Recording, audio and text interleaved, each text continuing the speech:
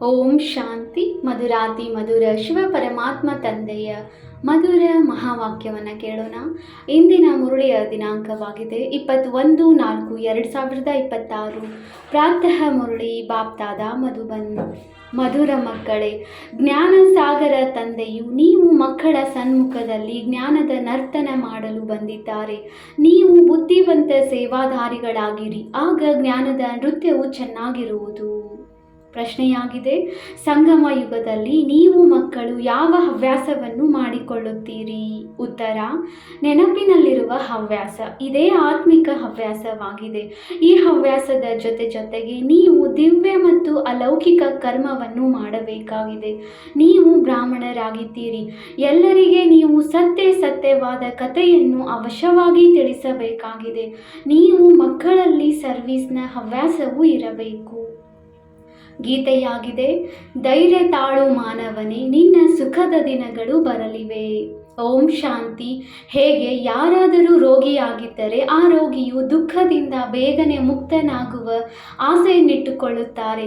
ವೈದ್ಯರೊಂದಿಗೆ ಕೇಳುತ್ತಾರೆ, ಈ ಕಾಯಿಲೆಯು ಯಾವಾಗ ಕಳೆಯುವುದು ಎಂದು. ಅವು ಹದ್ದಿನ ಮಾತುಗಳಾಗಿವೆ. ಇದು ಬೇಹದ್ದಿನ ಮಾತಾಗಿದೆ. ತಂದೆಯೇ ಬಂದು ಮಕ್ಕಳಿಗೆ ಸಲಹೆ ನೀಡುತ್ತಾರೆ. ಇದನ್ನಂತೂ ಮಕ್ಕಳು ತಿಳಿದುಕೊಂಡಿದ್ದೀರಿ. ಅವಶ್ಯವಾಗಿ ಇದು ಸುಖ ಮತ್ತು ದುಃಖದ ಆಟವಾಗಿದೆ.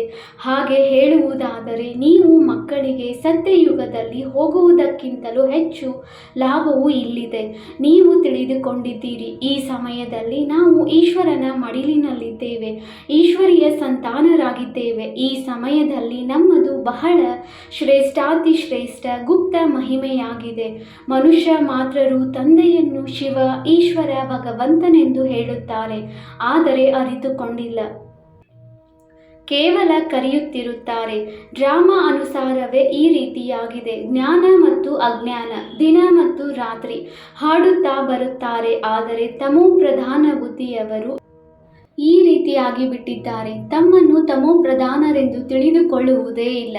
ಯಾರ ಅದೃಷ್ಟದಲ್ಲಿ ತಂದೆಯ ಆಸ್ತಿ ಇದೆಯೋ ಅವರ ಬುದ್ಧಿಯಲ್ಲಿ ಇದು ಕುಳಿತುಕೊಳ್ಳುವುದು. ಮಕ್ಕಳಿಗೆ ತಿಳಿದಿದೆ, ನಾವು ಸಂಪೂರ್ಣ ಘೋರ ಅಂಧಕಾರದಲ್ಲಿದ್ದೆವು. ಈಗ ತಂದೆಯು ಬಂದಿದ್ದಾರೆ, ಆದ್ದರಿಂದ ಎಷ್ಟು ಬೆಳಕು ಸಿಕ್ಕಿದೆ. ತಂದೆಯು ಯಾವ ಜ್ಞಾನವನ್ನು ತಿಳಿಸುತ್ತಾರೆಯೋ ಅದು ಯಾವುದೇ ವೇದ, ಶಾಸ್ತ್ರ ಇತ್ಯಾದಿಗಳಲ್ಲಿ ಇಲ್ಲ. ಅದನ್ನು ಸಹ ತಂದೆಯು ಸಿದ್ಧ ಮಾಡಿ ತಿಳಿಸುತ್ತಾರೆ. ನೀವು ಮಕ್ಕಳಿಗೆ ರಚಯಿತ ಮತ್ತು ರಚನೆಯ ಆದಿ ಮಧ್ಯ ಅಂತ್ಯದ ಬೆಳಕನ್ನು ಕೊಡುತ್ತೇನೆ. ಅದು ನಂತರ ಪ್ರಾಯಲೋಪವಾಗಿ ಬಿಡುತ್ತದೆ. ನನ್ನ ವಿನಃ ಮತ್ಯಾರಿಗೂ ಜ್ಞಾನ ಸಿಗಲು ಸಾಧ್ಯವಿಲ್ಲ. ಈ ಜ್ಞಾನವು ಮತ್ತೆ ಪ್ರಾಯಲೋಪವಾಗಿ ಬಿಡುತ್ತದೆ, ಬುದ್ಧಿಯಲ್ಲಿ ಬರುತ್ತದೆ. ಕಲಿಯುಗವು ಕಳೆದು ಪುನಃ 5000 ವರ್ಷಗಳ ನಂತರ ಪುನರಾವರ್ತನೆಯಾಗುವುದು. ಇದು ಹೊಸ ಮಾತಾಗಿದೆ, ಶಾಸ್ತ್ರಗಳಲ್ಲಿ ಇಲ್ಲ. ತಂದೆಯು ಈ ಜ್ಞಾನವನ್ನು ಎಲ್ಲರಿಗೂ ಒಂದೇ ಸಮಾನಾಗಿ ಓದಿಸುತ್ತಾರೆ. ಆದರೆ ಧಾರಣೆಯಲ್ಲಿ ನಂಬರ್ ವಾರಿದೆ. ಕೆಲವರು ಒಳ್ಳೆಯ ಸೇವಾಧಾರಿ ಮಕ್ಕಳು ಬರುತ್ತಾರೆ. ಆಗ ತಂದೆಯ ನರ್ತನವೂ ಸಹ ಅದೇ ರೀತಿ ನಡೆಯುತ್ತದೆ. ನೃತ್ಯ ಮಾಡುವವರನ್ನು ನೋಡುವವರು ಬಹಳ ಉಮ್ಮಂಗದಲ್ಲಿದ್ದಾಗ ನರ್ತನ ಮಾಡುವವರೂ ಸಹ ಬಹಳ ಚೆನ್ನಾಗಿ ನರ್ತಿಸುತ್ತಾರೆ. ಕೆಲವರೇ ಕುಳಿತಿದ್ದರೆ ಸಾಮಾನ್ಯ ರೀತಿಯಿಂದ ಜ್ಞಾನ ನರ್ತನ ನಡೆಯುತ್ತದೆ. ವಾಹ ವಾಹ ಎನ್ನುವವರು ಅನೇಕರಿದ್ದರೆ ಅವರ ಉಲ್ಲಾಸವು ಹೆಚ್ಚುವುದು. ಇಲ್ಲಿಯೂ ಸಹ ಹಾಗೆಯೇ ಮುರುಳಿಯನ್ನಂತೂ ಎಲ್ಲ ಮಕ್ಕಳು ಕುಳಿತು ಕೇಳಿಸಿಕೊಳ್ಳುತ್ತಾರೆ. ಆದರೆ ಸನ್ಮುಖದಲ್ಲಿ ಕೇಳುವ ಮಾತೇ ಬೇರೆ ಇರುತ್ತದೆಯಲ್ಲವೇ? ಕೃಷ್ಣನು ನರ್ತನ ಮಾಡುತ್ತಿದ್ದನೆಂದು ತೋರಿಸುತ್ತಾರೆ, ಆದರೆ ಅದು ನರ್ತನವಲ್ಲ. ವಾಸ್ತವದಲ್ಲಿ ಜ್ಞಾನದ ನರ್ತನವಾಗಿದೆ. ಶಿವ ತಂದೆಯು ಸ್ವಯಂ ತಿಳಿಸುತ್ತಾರೆ, ನಾನು ಜ್ಞಾನ ನರ್ತನ ಮಾಡಲು ಬರುತ್ತೇನೆ, ನಾನು ಜ್ಞಾನ ಸಾಗರನಾಗಿದ್ದೇನೆ ಅಂದಾಗ ಒಳ್ಳೊಳ್ಳೆಯ ಮಾತುಗಳು ಹೊರಬರುತ್ತವೆ. ಇದು ಜ್ಞಾನದ ಮುರುಳಿಯಾಗಿದೆ, ಯಾವುದೇ ಕಟ್ಟಿಗೆಯ ಮುರುಳಿಯಲ್ಲ.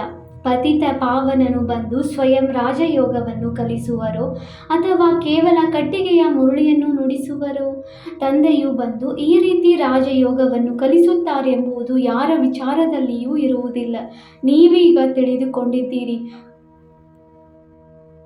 ಉಳಿದ ಯಾವುದೇ ಮನುಷ್ಯ ಮಾತ್ರರಿಗೆ ಇದು ಬುದ್ಧಿಯಲ್ಲಿ ಬರಲು ಸಾಧ್ಯವಿಲ್ಲ. ಬರುವವರಲ್ಲಿಯೂ ನಂಬರ್ ವಾರ್ ಪದವಿಯನ್ನು ಪಡೆಯುತ್ತಾರೆ.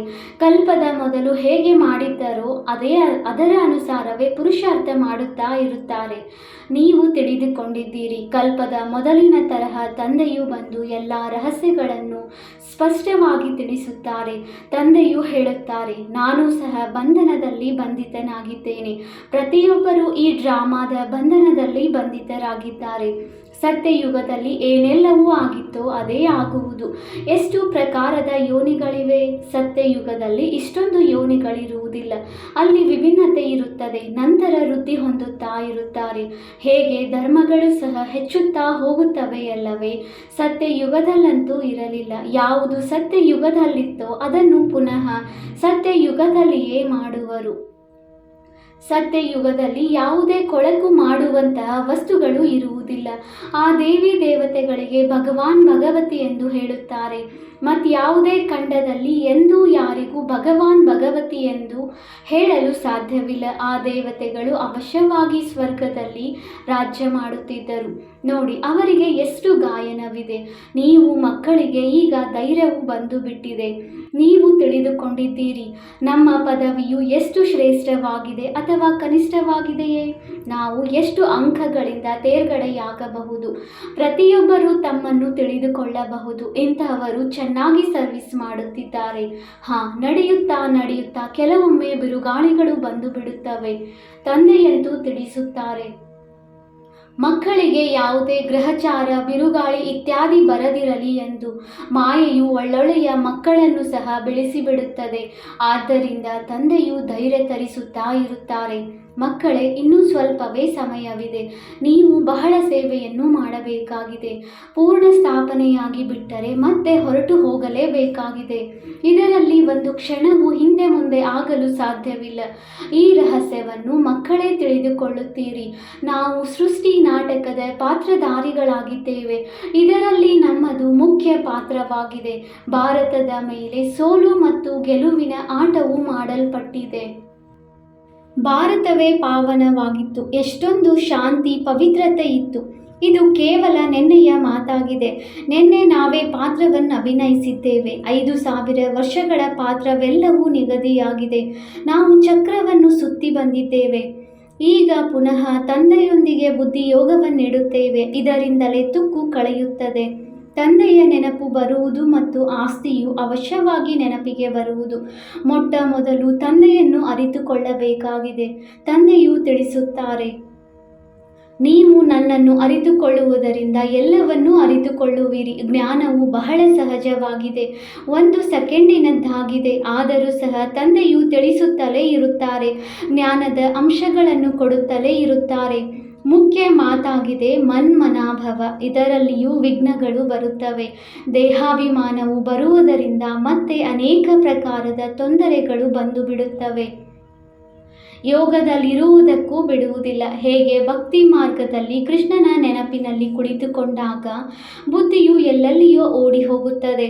ಭಕ್ತಿಯ ಅನುಭವವಂತೂ ಎಲ್ಲರಿಗೂ ಇದೆ. ಈ ಜನ್ಮದ ಮಾತಾಗಿದೆ. ಈ ಜನ್ಮವನ್ನು ಅರಿತುಕೊಂಡಾಗ ಹಿಂದಿನ ಜನ್ಮಗಳನ್ನು ಅಲ್ಪ ಸ್ವಲ್ಪ ಅರಿತುಕೊಳ್ಳಬಹುದು. ಮಕ್ಕಳಿಗೆ ತಂದೆಯನ್ನು ನೆನಪು ಮಾಡುವುದು ಹವ್ಯಾಸವಾಗಿ ಬಿಟ್ಟಿದೆ. ಎಷ್ಟು ನೆನಪು ಮಾಡುತ್ತೀರೋ ಅಷ್ಟು ಖುಷಿಯೂ ಹೆಚ್ಚುತ್ತದೆ. ಜೊತೆಗೆ ದಿವ್ಯ ಅಲೌಕಿಕ ಕರ್ಮವನ್ನು ಮಾಡಬೇಕಾಗಿದೆ. ನೀವು ಬ್ರಾಹ್ಮಣರಾಗಿದ್ದೀರಿ. ಸತ್ಯನಾರಾಯಣನ ಕಥೆಯನ್ನು, ಅಮರ ಕಥೆಯನ್ನು ನೀವು ತಿಳಿಸುತ್ತೀರಿ. ಮೂಲ ಮಾತು ಒಂದೇ ಆಗಿದೆ. ಅದರಲ್ಲಿ ಎಲ್ಲವೂ ಬಂದು ಬಿಡುತ್ತದೆ. ನೆನಪಿನಿಂದಲೇ ವಿಕರ್ಮಗಳು ವಿನಾಶವಾಗುತ್ತವೆ. ಇದೊಂದೇ ಆತ್ಮಿಕ ಹವ್ಯಾಸವಾಗಿದೆ. ತಂದೆಯು ತಿಳಿಸುತ್ತಾರೆ, ಜ್ಞಾನವು ಬಹಳ ಸಹಜವಾಗಿದೆ. ಕನ್ಯೆಯರ ಹೆಸರಿನ ಗಾಯನವಿದೆ. ಅದರ್ ಕುಮಾರಿ, ಕನ್ಯೆ, ಕುಮಾರಿಯ ಹೆಸರು ಎಲ್ಲದಕ್ಕಿಂತ ಹೆಚ್ಚು ಪ್ರಸಿದ್ಧವಾಗಿದೆ. ಅವರಿಗೆ ಯಾವುದೇ ಬಂಧನವಿರುವುದಿಲ್ಲ. ಆ ಪತಿಯಂತೂ ವಿಕಾರಿಯನ್ನಾಗಿ ಮಾಡಿಬಿಡುತ್ತಾರೆ. ಆದರೆ ಈ ತಂದೆಯು ಸ್ವರ್ಗದಲ್ಲಿ ಹೋಗುವುದಕ್ಕಾಗಿ ಶೃಂಗರಿಸುತ್ತಾರೆ. ಮಧುರ ಸಾಗರದಲ್ಲಿ ಕರೆದುಕೊಂಡು ಹೋಗುತ್ತಾರೆ. ತಂದೆಯು ತಿಳಿಸುತ್ತಾರೆ, ಈ ಹಳೆಯ ಪ್ರಪಂಚವನ್ನು ಹಳೆಯ ದೇಹ ಸಹಿತವಾಗಿ ಸಂಪೂರ್ಣ ಮರೆತು ಬಿಡಿ.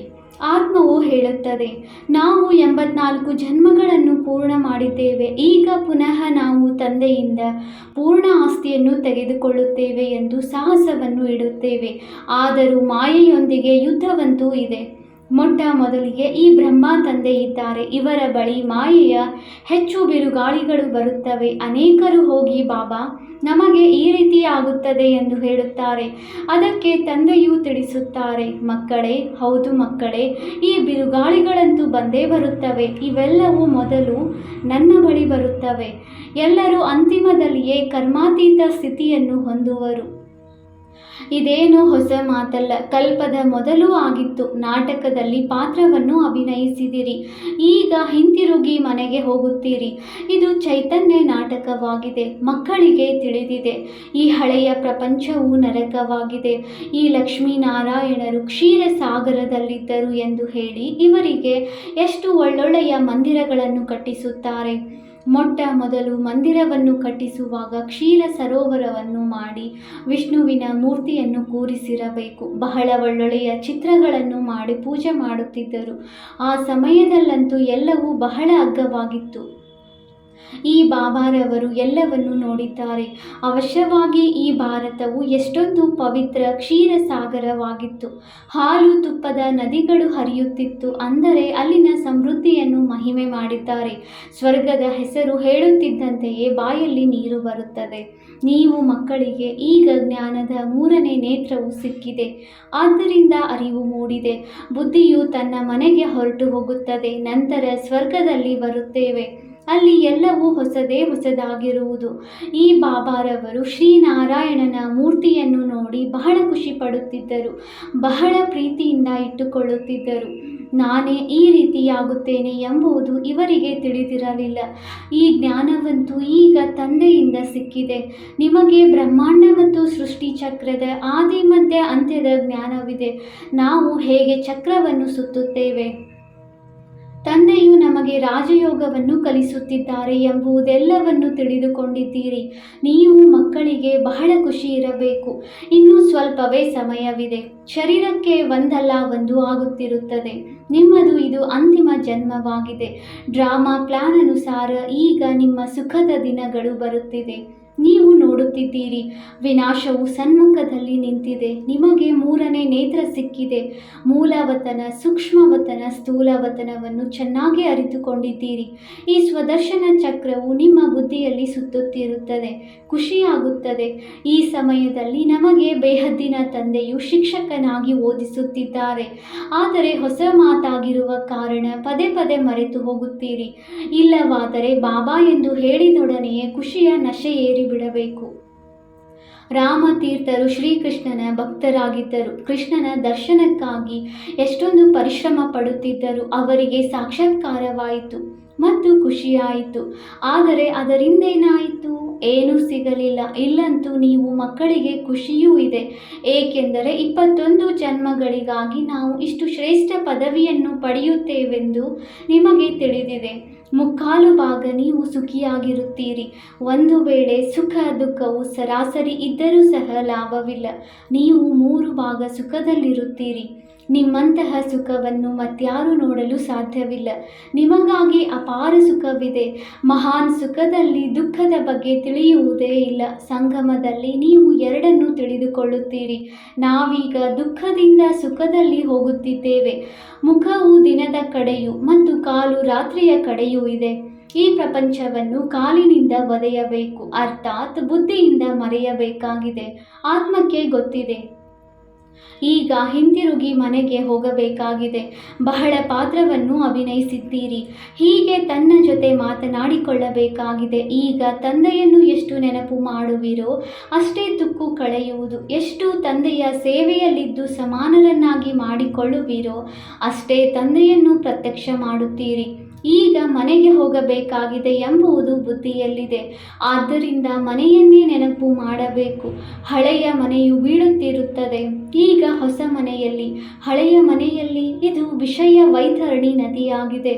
ಒಬ್ಬರು ಇನ್ನೊಬ್ಬರನ್ನು ಹೊಡೆಯುತ್ತಾ ಜಗಳವಾಡುತ್ತಾ ಇರುತ್ತಾರೆ.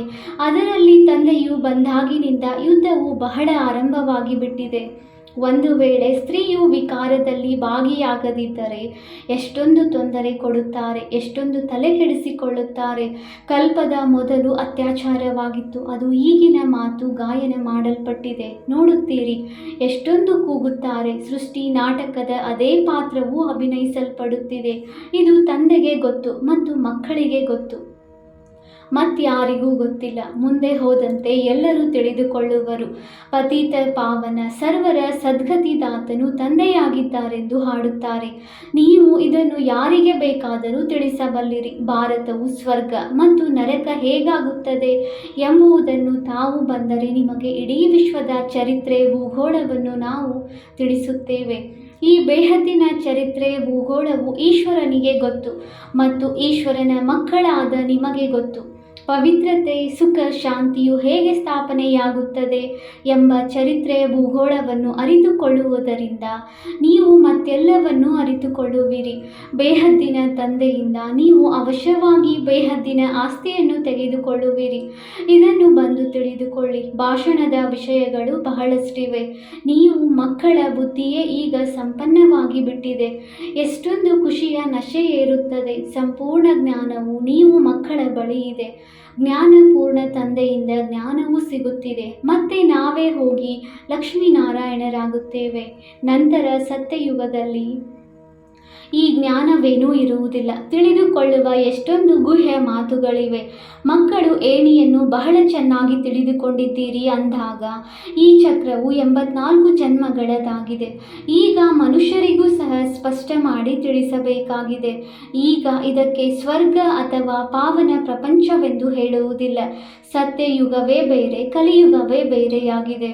ಈ ಚಕ್ರವು ಹೇಗೆ ಸುತ್ತುತ್ತದೆ ಎಂಬುದನ್ನು ತಿಳಿಸಲು ಬಹಳ ಸಹಜವಾಗಿದೆ. ತಿಳುವಳಿಕೆಯು ಬಹಳ ಚೆನ್ನಾಗಿದೆ, ಆದರೆ ಪುರುಷಾರ್ಥ ಮಾಡಿ ನೆನಪಿನ ಯಾತ್ರೆಯಲ್ಲಿ ಇರಬೇಕು.